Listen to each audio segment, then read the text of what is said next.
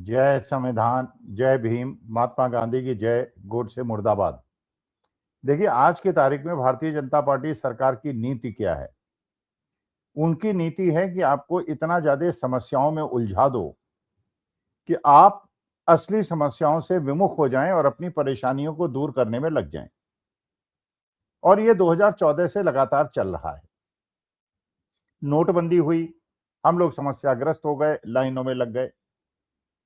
उसके बाद जीएसटी ले आए, बिना सोचे समझे ले आए, व्यापारी समस्याग्रस्त हो गया।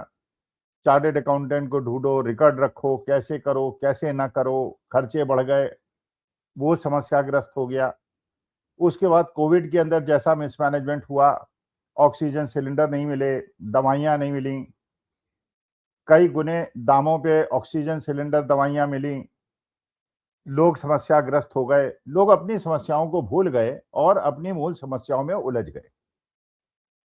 अब एक नई कड़ी जो भारत सरकार ने सोची कि किस तरह से जनता को उनकी समस्याओं में उलझा दिया जाए और किस तरह से वो अपने ही मसलों में इतना ज्यादा उलझ जाएं कि सरकार से सवाल पूछना बंद कर दें और सरकार के सामने हाथ जोड़ के खड़े रहें कि कम से कम हमें जीने दो। एसआईआर हुआ। एसआईआर में आपको पता ही है बंगाल में कितने लाख वोट काटे गए, उत्तर प्रदेश में काटे गए, हर प्रदेश जहां जहां एसआईआर हुआ लाखों वोट काटे गए।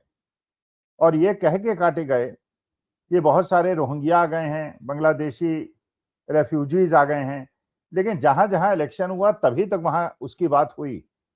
और जैसे ही इलेक्शन खत्म हो गया, वो भारी घुसपैठियों की बात खत्म हो गई और उनकी जांच भी खत्म हो गई और उनको बाहर भेजना भी बंद हो गया। जैसे दिल्ली के अंदर इलेक्शन हुआ, टारगेट था आम आदमी पार्टी को हराना, घुसपैठियों की बात हुई, जनता को उत्तेजित किया गया और उसके बाद दिल्ली जीत ली गई। बंगाल में यही। और आज के तारीख में शुभेंदु अधिकारी मुख्यमंत्री हैं। अब घुसपैठिए की बात कोई नहीं करता, दिल्ली में घुसपैठिए की बात कोई नहीं करता, बिहार में घुसपैठिए की बात कोई नहीं करता। पंजाब में इलेक्शन होना है, उत्तर प्रदेश में होना है, तो अब घुसपैठिए की बात होगी। और उत्तर प्रदेश की जो सामान्य जनता है, पंजाब की जो सामान्य जनता है, अगर वो समझ गई तब तो ठीक है, वरना वो इनकी बातों में आके फिर उसी हिंदू मुसलमान नैरेटिव में फंस के इनको सत्ता में लौटाने का प्रयास करेगी। लेकिन कुछ ऐसे मुद्दे उलझ गए हैं आज के तारीख में भारतीय जनता पार्टी के लिए, जिसमें इनके बिछाए हुए जाल में खुद ही फंस गए। एक तो जो सबसे बड़ा मुद्दा है, राम जन्मभूमि में जो चोरी हुई है, डकैती हुई है, और जो मुख्य पात्र हैं चंपत राय बंसल और गोपाल राव और अनिल मिश्रा, इन पे कोई एक्शन नहीं हुआ है। बल्कि सुना तो यह है कि गोपाल राव आज राम जन्मभूमि के अंदर जो आरती हुई उसमें मौजूद थे और फोटो में मौजूद है, उन पे एक्शन नहीं हुआ। कुछ छोटे मोटे लोगों को पकड़ लिया गया, जो छोटे मोटे लोगों को बड़ी बड़ी जिम्मेदारी इन्हीं लोगों ने दी थी। और अनिल मिश्रा जी के बारे में आरोप लगता है कि जो वो कंस्ट्रक्शन का काम देखा करते थे, जिसका टोटल इंचार्ज नपेंद्र मिश्रा साहब थे, उसमें 40% से नीचे कमीशन पे काम ही नहीं करते थे। शिकायतें की गई थी चंपत राय बंसल से, लेकिन उन्होंने उस पर कोई सुनवाई नहीं की, तो जिससे बिल्कुल सर्कमस्टेंशियल एविडेंस मिलता है कि उनका भी इसमें हाथ था। तो राम जन्मभूमि का मसला जो है भारतीय जनता पार्टी के लिए बहुत खतरनाक हो गया है। कैसे इससे निकलेंगे, कोशिश करेंगे, कुछ ना कुछ करेंगे, लेकिन फंस गया है बहुत बुरा। क्योंकि जिन राम भक्तों ने चंदा दिया था, शिलाएं दी थी, ईंटें दी थी, चांदी दिया था, पैसा दिया था, और सामान्य जनता ने दिया था, 51 रुपए 101 रुपए दिया था, आज उनकी भावना बुरी तरह से आहत है। जो किसी भी वीडियो में आप देख सकते हैं, वो देख सकते हैं भारतीय जनता पार्टी के लिए ईमानदारी से चुनाव तो बहुत ज्यादा मुश्किल होगा। लेकिन फिर ये एसआईआर का मुद्दा, अभी तक हम लोग एसआईआर के मुद्दे की गंभीरता को नहीं समझ रहे थे, लेकिन अब एसआईआर की गंभीरता हमें समझनी पड़ेगी। ये जैसे कहा जा रहा था कि जिसका नाम एसआईआर में नहीं आएगा उसे सामान्य सरकारी सुविधाओं से वंचित कर दिया जाएगा। और मानी बात है, खतरनाक मुद्दा है कि 80 करोड़ लोगों को अगर मुफ्त अनाज 5 किलो दिया जाता है और उसमें 10 करोड़ों का नाम निकाल दिया जाए, तो 10 करोड़ का खर्चा तो सरकार का बच गया। और उसके बाद वो 10 करोड़ लोग यही परेशान होते घूमते रहेंगे, किसी तरह से उनका नाम एसआईआर में जुड़ जाए और उनको सरकारी सुविधाएं मिलें। अब एक नया किस्सा आया है जिससे कि बहुत ज्यादा हम सबको सचेत होने की आवश्यकता है। सतर्क होने की आवश्यकता है और समझना चाहिए कि मामला कितना सरकार ने गंभीर बना दिया है। पहले तो कहा गया कि पासपोर्ट जो है वो डॉक्यूमेंट नहीं है, ये प्रूव करने का कि आप भारतीय सिटीजन हैं, जबकि उसके अंदर पासपोर्ट के अंदर लिखा है राष्ट्रपति द्वारा अनुमोदित उनकी अनुमति से, और विदेश में हर जगह ये कहा गया है उसमें लिखित रूप से कि ये व्यक्ति भारत का नागरिक है और इसे निर्बाध रूप से अपने देश के अंदर घूमने दें। लेकिन ये कहा गया कि वो लीगल डॉक्यूमेंट नहीं है, लेकिन जो चुनाव आयोग की 11 डॉक्यूमेंट्स की लिस्ट है उसके अंदर अभी तक तो पासपोर्ट है। फिर साल्वे साहब ने एक स्पष्टीकरण दिया, जो बहुत प्रख्यात वकील हैं, कि विदेश में तो ये लीगल डॉक्यूमेंट है, आपकी सिटीजनशिप को प्रूव करता है, लेकिन भारत के अंदर नहीं है। जो बड़ा मेरे जैसे एक ऐसे व्यक्ति को जिसे विधि के बारे में, कानून के बारे में ज्यादा नॉलेज नहीं है, मुझे बड़ा आश्चर्य हुआ, लेकिन साल्वे साहब कह रहे होंगे तो सोच समझ के कह रहे होंगे।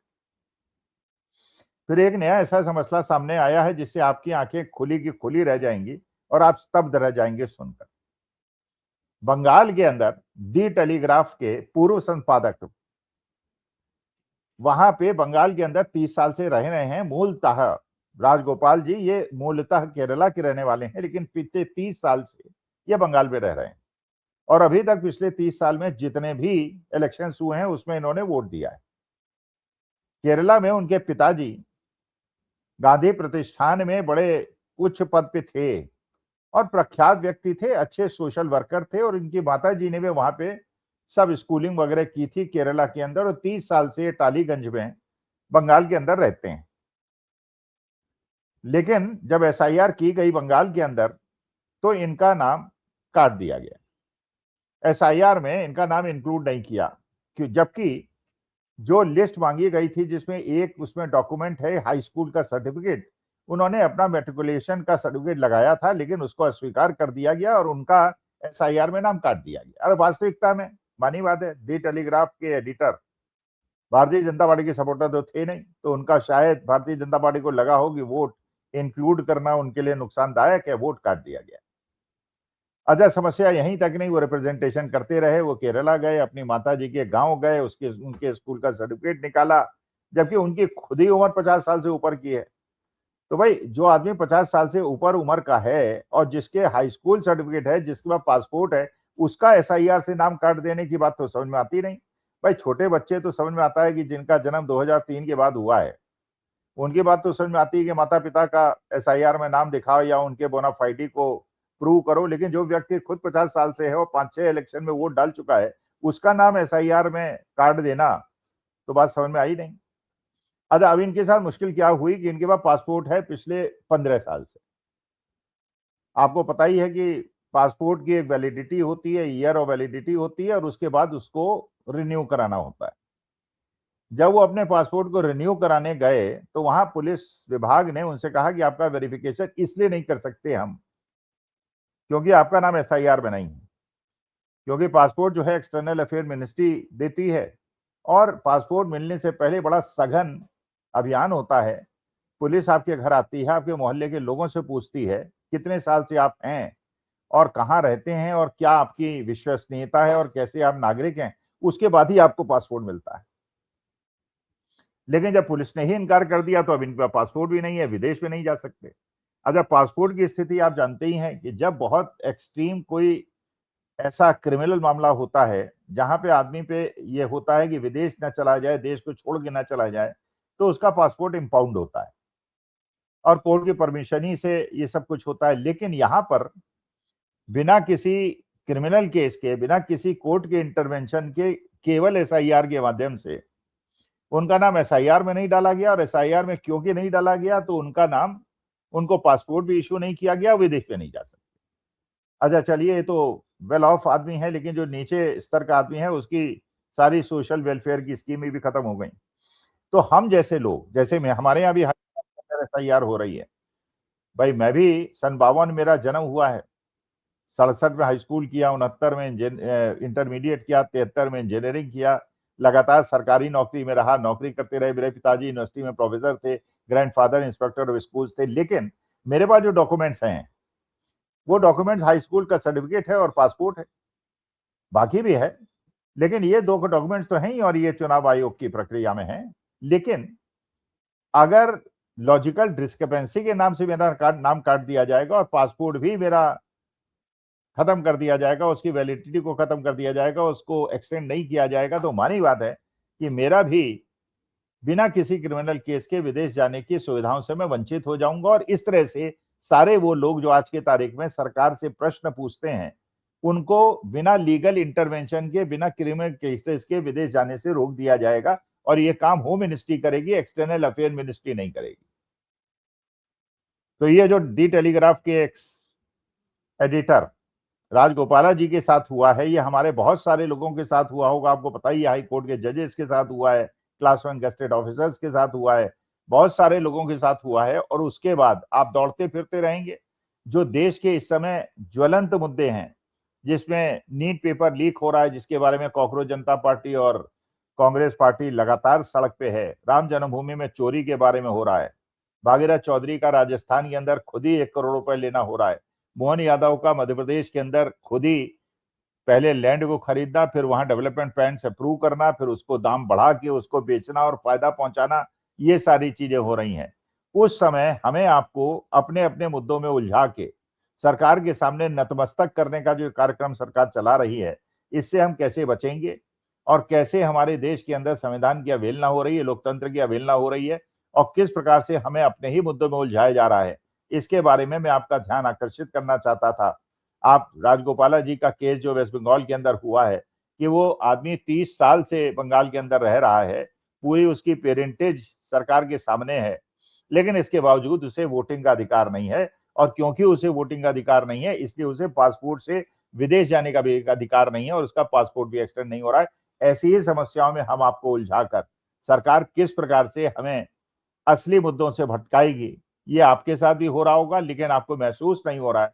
किसी के मकान तोड़े जा रहे हैं, किसी की दुकानें तोड़ी जा रही हैं, किसी को यूरिया के साथ जबरदस्ती कंपोस्ट दिया जा रहा है जिसमें ज्यादातर मिट्टी मिली हुई है, बच्चों के पेपर लीक किए जा रहे हैं। लेकिन इन सरकारी अधिकारियों के माध्यम से आपको इतना उलझाया जा रहा है कि उन मुद्दों को आप न उठाएं और सरकारी अधिकारियों के सामने हाथ जोड़ के खड़े रहें कि किसी तरह से हमारा नाम क्लियर कर दो एसआईआर में, जिससे हमें सरकारी सुविधाएं मिल सके, पासपोर्ट मिल सकें और हमें भारत के लोकतांत्रिक जो एक नागरिक के अधिकार हैं उसको प्राप्त करने में सुविधा मिले। तो उलझा दिया गया है, हम सब उलझ गए हैं, कैसे उलझन से बाहर निकलेंगे। और ऐसा ही नॉर्मली तानाशाही सरकारों में होता है। तो ये केस एग्जाम्पलरी केसेस है। कांग्रेस जनता पार्टी जंतर मंतर में बैठी है, हजारों स्टूडेंट यूथ कांग्रेस एनएसयूआई के सड़क पे हैं, लेकिन सरकार हमें नई नई समस्याओं में उलझा रही है। कहीं अंडमान निकोबार में 1.5 करोड़ पेड़ काट रही है, कहीं पे बड़ी बड़ी जमीनों का वारा न्यारा कर रही है, इनकम टैक्स उनको नोटिस नहीं देता, वरना अगर 2 करोड़ की जमीन एक ही दिन खरीद के उसी दिन 18 करोड़ में बेच दी जाए तो इनकम टैक्स का नोटिस भी आ जाएगा और ये भी पता चलाया जाएगा कि जिस आदमी ने वो पैसा रिसीव किया है क्या उस पर कैपिटल गेन टैक्स लगा है। लेकिन सब क्योंकि मिलीभगत से हो रहा है, इसलिए न इनकम टैक्स का नोटिस आएगा, न ईडी की इंक्वायरी होगी, न एसआईटी की रिपोर्ट आएगी। लेकिन हम आपसे कई 100 रुपए की भी गलती हो जाएगी तो मनी लॉन्ड्रिंग में हमें परेशान किया जाएगा। अब देखिए आगे होता है क्या, लेकिन ये एक एग्जाम्पलरी केस है और आप लोग भी निश्चिंत रहें। इसलिए मैंने भी I have keep kept my finger crossed, मैंने अपना एसआईआर फॉर्म जमा भी कर दिया है, अपने पासपोर्ट हाई स्कूल का सर्टिफिकेट भी तैयार रखा है। लेकिन नाम रह गया तो मैं फिर सोचूंगा, और नहीं रहा तो मैं सोचूंगा, फिर आपके सामने अपना दुखड़ा रोने आऊंगा। नमस्कार, धन्यवाद और प्रणाम।